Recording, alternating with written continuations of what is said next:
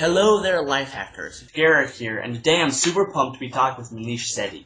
Maneesh has traveled to over 40 different countries. He got a full ride through Stanford, even though he started from humble beginnings.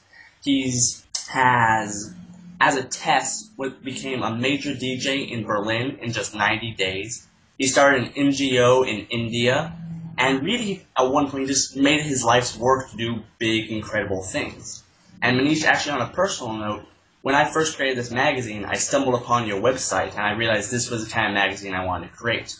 It was full of ultra-inspiring stuff. It had everything from habit creation to productivity to building an online business, becoming a digital nomad, and that was the kind of magazine I wanted to create. So I want to say thank you, and I was wondering what kind of inspired you when you first started creating this kind of incredible lifestyle you've had.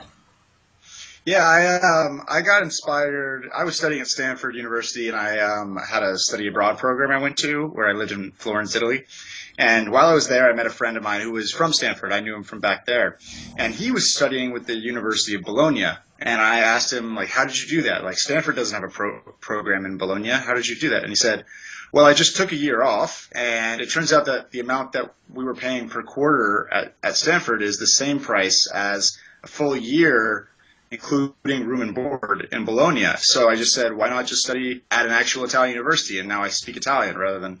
And I thought to myself, wait, you can just do that? Like, you can just leave? And it turns out that you can. And a lot of times that people don't realize that you don't have to do things that are step by step like everybody else is doing it. If you just look for a slight twist, there's a way to make it your own. So I was really inspired by him, as well as the 4-Hour Workweek book by Tim Ferriss. And I decided to take the next year of Stanford off and go travel in South America alone, and that's how I got inspired. So he just dropped out of Stanford to study at a different university abroad? Stanford has this one program that's up to 2 years you can just take off, no questions asked, and then re-enroll. So he just took a year off. I took 2 years off afterwards. Gotcha. So one of my favorite hacks that you teach is the plane ticket hack, or how to score free plane tickets, and I'm wondering, can you tell us a little about that and how that works? Sure. My hack has migrated a little bit these days. So the trick that I used to do, and I stopped doing it recently, but it's to sign up for credit cards that give you frequent flyer miles. So if you sign up for a airline branded credit card like the American Airlines credit card or the United Airlines credit card of Delta, they'll give you a bonus. A frequent flyer bonus after your first spend, or after your first $2,000 in spending. So let's say you sign up for the American Airlines card, which will give you, I think, after $2,000 of spending, you get 40,000 points on American Airlines. Well, you can take that and you can buy a round trip ticket for anywhere from the U.S. to anywhere in Europe or South America in the off season. So that one credit card alone is worth, a $600 to $1,000 flight. And if you sign up for 2 or 3 or 4, and then you cancel them once you've met your minimum, your credit score does not drop, and your mileage can be in the hundreds of thousands of points, which gives you a lot of space to fly. Recently, I've changed because you still earn points when you just buy stuff, and now I'm running a hardware company, so we have a lot of expenses that I just put on the credit card, and so my mileage racks up that way. That makes sense, but the previous way still works, right? Does, yeah. There's a website called The Points Guy, which talks about it a lot. TPG, The Points Guy. And then if you go to Hack the System, you'll still see my favorite links as well. Right. That sounds like the reason why I love that hack so much is because it sounds so simplistic. But I never would have thought of that, because I feel like I could just get a credit card that gives me those points. What if I just did that over and over again? But we kind of convince ourselves that, like, no, it can't be that simple, but it really is. And I've always loved that hack when I first heard that from you. Super simple. It's like you need an American passport, though. That's the rub. It's Right. hard to do this outside of America. Okay. And you said American Airlines credit cards. Would you recommend any other credit card also, or is that the one? No, it's not even my favorite. The Starwood's Preferred Guest Card is my favorite, then the Chase Sapphire. These are non-airline-based credit cards, but they let you transfer to airlines with a bonus. So those two are my favorite. the Starwood's Preferred Guest, and then the Chase Sapphire. Those are the cards I keep. And then the other cards I cancel and churn. Sign up again, cancel, sign up again, cancel. And you just did that with all the cards you could and then fly anywhere in the world basically free. Yeah, I mean, I have so many points now. It's actually become like a devalued thing. It's like I can go anywhere, so I never go anywhere sort of thing. Yeah. But at first, when you did... Yeah, in my travels, for sure, I used it quite a bit. And it's an effective way to get over the hump if you're looking for a way to fly around the world, and that's your biggest expense, especially when you're young. When I was, I was doing this between 18 and 24. I was traveling basically to a new country every few months. I lived abroad for about a total of 5 years. And back then it was great. Now, now I just focus on building product and making money, so I don't need to worry about these hacks. But when I didn't have money, for sure, it was a lot easier to just get the credit cards. Yeah, and most people don't know that when you're traveling around, I'm sure you know this, when you're traveling to countries like the Philippines or different countries in South America, it's really, really cheap to live here. Sometimes it's cheap living with your parents. So if you can get over the airline ticket to get here, a lot of other things are easier. Yeah, what are you doing in the Philippines? Right now, just starting the magazine and working with the people in person as we're building the magazine, that kind of stuff. Cool. So, I know recently your obsession has basically been with habit change. That's what your hardware company is built around. And I was wondering, what are your most recent findings on habit change? I remember listening to your interviews from, I think, 2 years ago, and you were talking about some of the most recent stuff you've been thinking about. And I was wondering, have you found anything else that works or doesn't work? Micro habits and bet switch mechanism stuff. Yeah. So back then, I was focused a lot on forming habits, which is something I can talk about briefly. Basically, we reverse engineered habits to identify how they're formed and how they're broken. And there's some mechanical tricks you can use to form habits in the brain. So the first thing you should understand is that the way that your brain is set up is that you have willpower reserves. And your willpower reserves live up here in your prefrontal cortex. That's where thoughts, consciousness, language, and willpower, which is self-control, lives. But this part of your brain back here, this is called your reptile brain. It's where your basal ganglia and amygdala and hypothalamus is. And that's very much similar to a lizard or an animal's brain. And it's called the reptile brain because it's almost identical, both in a reptile and in the human. And that's where your habits live. Your habits particularly live in this one little small circle called the basal ganglia. And your reptile brain is motivated by pain and by pleasure and nothing else. It has no ability to speak language. It has no ability to understand the language that your prefrontal cortex is thinking. And it has no way to actually read what this part of your brain is thinking. It can't understand those words. So this part of your brain lives in the nether region. It doesn't live in any time. This part lives in the present. So it likes food that tastes good, and it doesn't like things that hurt it. But this part can't control where it is. It's just in the future or past or present or imagining stuff.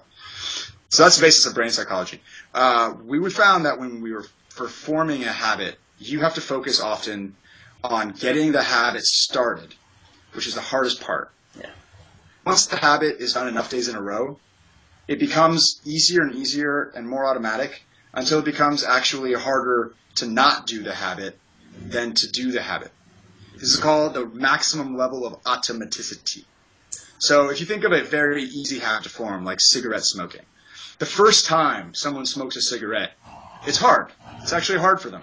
They have to have friends who are showing them around. They have to go to a store and awkwardly ask for something they're afraid to ask for.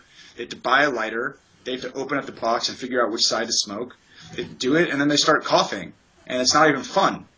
But day two, it's easier because now it's just in their pocket, and they just light it. And then it gets easier and easier and easier until it actually becomes harder to not smoke than to smoke. Yeah. But that can be used for positive habits as well. So going to the gym, I'm sure you have a friend who's exercised and misses a day of a workout, and he just complains all day, like, oh, I need to get some workout. I feel like I didn't get yoga in or whatever. Yeah. And like, you're like, shut up, dude. You look fine. You don't need to work out.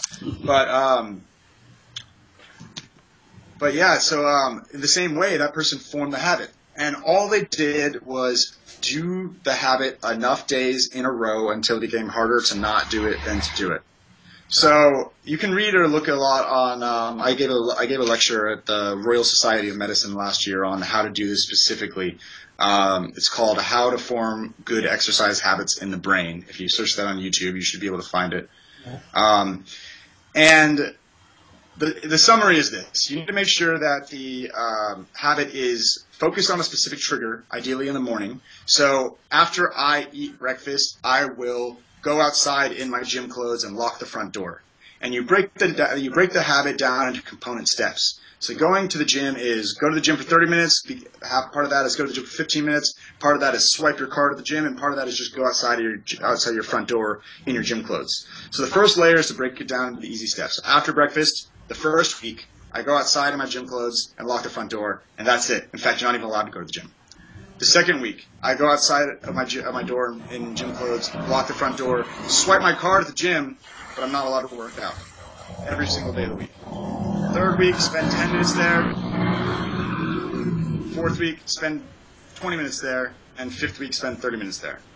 And the trick, that's the stage process of micro habits. The secret is to add a bet.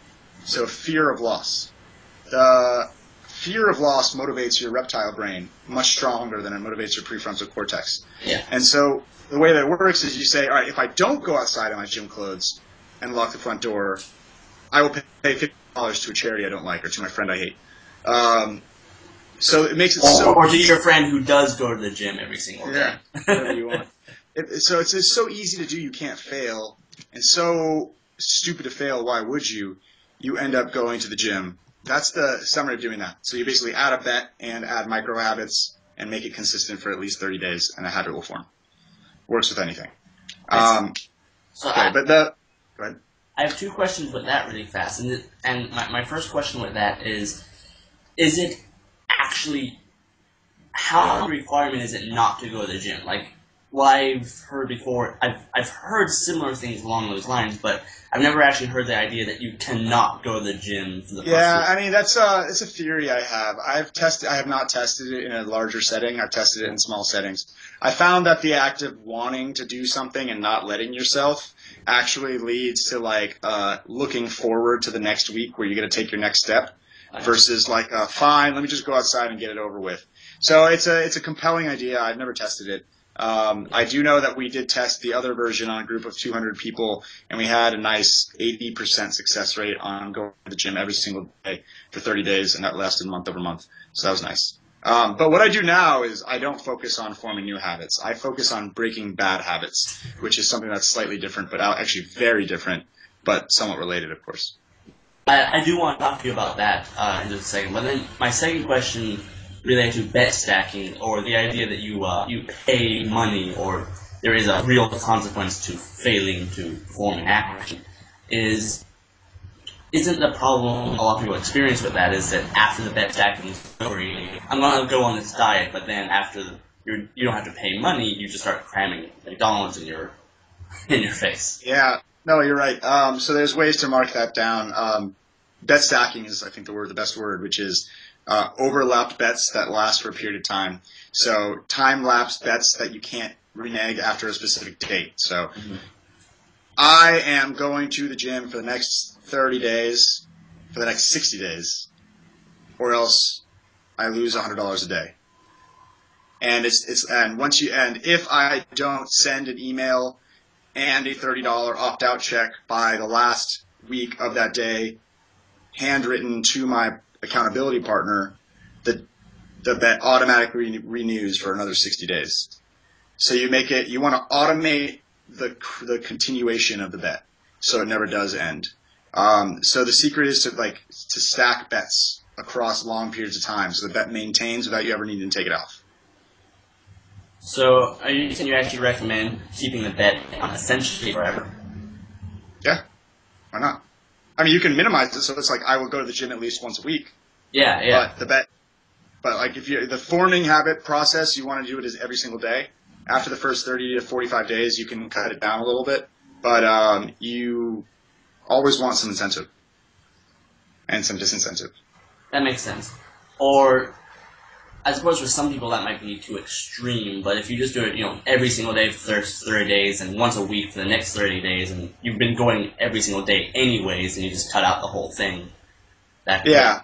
But there's different strokes for different folks. But I like that. The trick is the thing you're talking about. The problem is that once the bet is over, people will tend to binge for long periods of time. That was the thing you were talking about, and that's the hard part to solve. So a couple other ways to do that is also at the end of the bet, you say, okay, for the next 2 weeks, there's no bet, but there is a bet for week 3 and 4 of this month. So I'm allowed to take 2 weeks off, but I know that I have to get back at least that I don't go for too long on a binge, because sometimes my binges will last 7 to 9 months. So you cut off those binges right at the source by saying, all right, I'm done, and I know I'm going to binge. Because, I mean, I don't know about you, but I always do. As soon as the bet's over, I become really fat. I actually usually gain a lot more weight than before.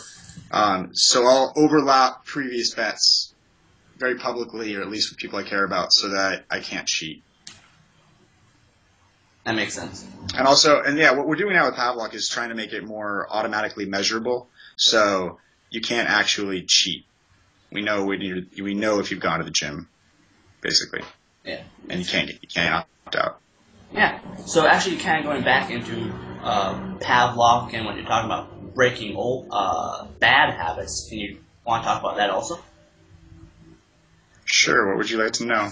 So I know you're working on Pavlok, and let's just kind of want to tell us about Pavlok first of all, and any other tips you have about breaking bad habits. Sure. Pavlok is a wearable device. It looks something like this. It has the ability to vibrate, beep, and send zaptic feedback. And it's a device that's designed to help you cut addictions and break bad habits. And the way it works is basically classical conditioning. So we were just talking about forming a habit using operant conditioning, receiving, negative reinforcement more than punishment. But what we're talking about now is classical conditioning. So classical conditioning is like Pavlov's dogs. It's association. If you ring a bell and show food to a dog will start to salivate even when there's no food involved, just the bell. Yeah. In the same way, you can use it in a reverse way on a human being. So your reptile brain, which lives in your basal ganglia, has no conception of language. So what we do with this product is we add a slight aversive stimulus. It's an uncomfortable slight zap that you add at the moment of doing an undesired habit action for 5 days, and your reptile brain starts to associate that zap with the habit and very rapidly breaks the habit in the brain. So smoking is our biggest one. So we have these 5-day audio sessions followed by 5 days of training. And the way it works is this. You download the app, you buy the product, it comes to your house, you put it on, and download the app, and then you hit play. And for the first 5 days, you're giving these 5-day audio, 5-minute-a-day courses. They help you associate a feeling of disgust and a feeling of aversion with that habit. So it'll be something along the lines of close your eyes and imagine the blackness of the smoke entering your lungs. Okay. Now, imagine how bad it smells when you have to let other people experience you after smoking and try to conjure that feeling of disgust within you. It goes on for about 5 minutes where it sends painful, well, not quite painful, but uncomfortable stimuli to you while you imagine uncomfortable situations. Okay. Then throughout the day, for those 5 days, we ask you to smoke at least half as many cigarettes as you do normally, and at every puff of the cigarette, you press the button as you do so, which leads to a very uncomfortable smoking sensation. Day 3 or so, you'll find a significant weaning of the habit, and most smokers quit smoking by day 5. Wow. We've reproduced this with multiple different habits. So nail biting is a very common one. Eating unhealthy. I physically get ill if I have to eat Tostitos chips because I did zapping for 5 days about 7 months ago. intrusive thoughts is a big one that I use it on, and I think other people do as well, which is like getting over my ex-girlfriend, for example. Whenever I thought about her, press the zap button. A song that was stuck in my head, I press the zap button away. Kind of just like whenever I'm supposed to focus on something and something keeps popping in my head, if you press it a few times, it goes away. We had a few people solve massive self-confidence issues by whenever they had this recurring thought pattern, they added a zap and thought about a script they had prepared beforehand. So we found really, really good training mechanisms to help adjust internal thinking. And it's a lever, so it's not a one strength. So you're able to adjust it, so you can lower it for specific habits and increase it for other ones. What we've mainly found is that we've built the ability to add kind of a stimulus you can't avoid, and we've connected it with sensors and API technology. So what that means is you can connect it around the world. If I enter a McDonald's, it knows. If I sit there, it'll start to vibrate, beep, or zap. If I open my refrigerator door, there's a sensor on my door. It'll zap me in on my iWatch. It'll say, "Are you sure you're hungry?" If I start texting my ex, for example, it knows. So we're able to help people break their bad habits very rapidly, which is a massive problem in America, and it's something that I want to cure. That's a huge thing, and I'm curious. Obviously, you can't detect if you, unless it's connected to your bloodstream or something, you can't detect whether or not you're smoking. It can't detect if you're thinking a thought. But when you just zap yourself, it has the same effect. It still works. In fact, it's early testing. We believe it might be more effective. Wow. And I'm wondering, is there a huge percentage of people who just kind of don't zap themselves at all and just kind of cheat? If they buy the product, they're going to use it. Or do you find a lot of buy the product and you don't use it, then what am I going to do? We built in multiple mechanisms. So for your users, your readers, if they're interested in stuff like this, we built in some pretty cool mechanisms I'm extremely proud of, using all my knowledge in behavioral economics in order to get people to stick through with it. Biggest thing is this. You start off with money in your bank account. You have 100 volts. It's worth $10 cash that you get to withdraw from your bank account. But you have to listen to the first 5 days before you get that. Okay. Each of those days you earn more voltage if you listen to it within 24 hours, and on day 5 you get to withdraw it to your bank account, or you can use it for all the fun stuff. Pavlok is pretty much disabled. It's just a self button, zap button, until you get to day 5. Once you get to day 5, you can enable all the cool stuff like alarm clocks and memory training and Gmail and GCal integration. But for the first 5 days, you have to spend. If you want to get your money back, you got to make it to day 5, and you have to wear it. And so you're trying to get people. What we discovered is that our core competency is not just in breaking the bad habits that people have, but informing the habits of people to use our product, and that's what I focus on. All right, fantastic. Yeah, I might have been talking about that a little bit too long, but that's some really fascinating stuff. And that ships. Does that ship outside the U.S.? Sure. All right. Starts shipping in September to international stores. You can buy it at buy.pavlok.com. Pavlok. Okay. So, are there any psychological hacks or self-hacks? Probably don't work as well as Pavlok, but are there other tips you could suggest there, or is it mainly just, that classical conditioning? Is that the thing that works best? Classical conditioning works best, but rubber band works quite well. So you can use a rubber band while you listen to our audio sessions. Actually, our app is free as of August. And you can download the app, and it'll train you how to use a rubber band to quit bad habits. Another way that's really effective is substitution. So if you find the same habit that you want to quit, the routine that you want to quit, can be substituted for something similar, you'll find really good results. In fact, you don't need any kind of classical conditioning for that. So, for example, I used to eat ice cream every night. I used to binge on like half a pint to a pint a night. And then my trainer recommended that I get frozen berries instead. They are sweet and they're cold, and it mimics that desire I had for something sweet and cold before bed, but they're berries. They're not ice cream. So I did, and for a while, I don't eat it too much anymore because my freezer's broken. But for a while, I did for over a year or two. I ate a bag of frozen berries a night. That's about a half pound of frozen berries a night, And sure, it was a lot of berries, but it's a lot better to eat a half pound of berries than a pint of ice cream. So you can find good substitutions rapidly. Smokers, when they quit using normal methods, will often start eating a lot because they have missed the oral fixation. But you can flip that and substitute it for exercise. A lot of my friends, one of my friends, Leo from Zen Habits, he changed his life revolutionarily by doing one small change. And that was whenever he had a desire for fast food, he was allowed to eat the fast food, but he first had to do 10 push-ups. And the act of replacing the desire for food became a trigger to exercise and not a trigger to eat. And it totally changed his life over time. He quit smoking, he started going to the gym, he started exercising. So using that same desire and flipping the trigger is a real, and I mean, using the same trigger, which could be a desire or whatever, and flipping the routine, we can lead to really rapid, massive, fast change. So wow. So he just said every time I have this craving, I'm just going to do 10 push-ups, and that replaced the whole habit eventually? Yeah, I mean, he was allowed to eat the food, but he very strictly stopped. And then he started exercising regularly. That's amazing. I never actually heard of that one. All right. Yes. And we're running low on time. This is actually some amazing stuff. I guess my last question for you.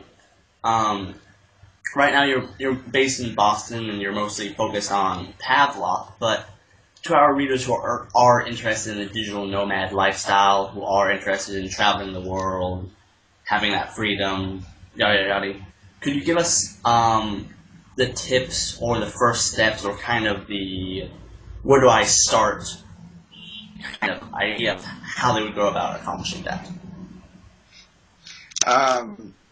Buy the ticket. Enjoy the ride. That's it. Everything works itself out. Buy a ticket. You'll figure it out. All right. And you said you read the 4-Hour Work Week. Yeah, but like, book's good. My website, Hack the System, is still around. But honestly, guys, it's just a decision. It's not a process. It's a decision. You either go or you don't. So if you want to go somewhere and you can afford I mean, shit, pick a place nearby. Go to Mexico or go somewhere in America. But buy a ticket, and you'll notice that everything else works itself out. Wow, good stuff. Today, Mexico. Tomorrow, the world. All right. Pleasure talk, Eric. Thank you, Maneesh. Cool. Take care.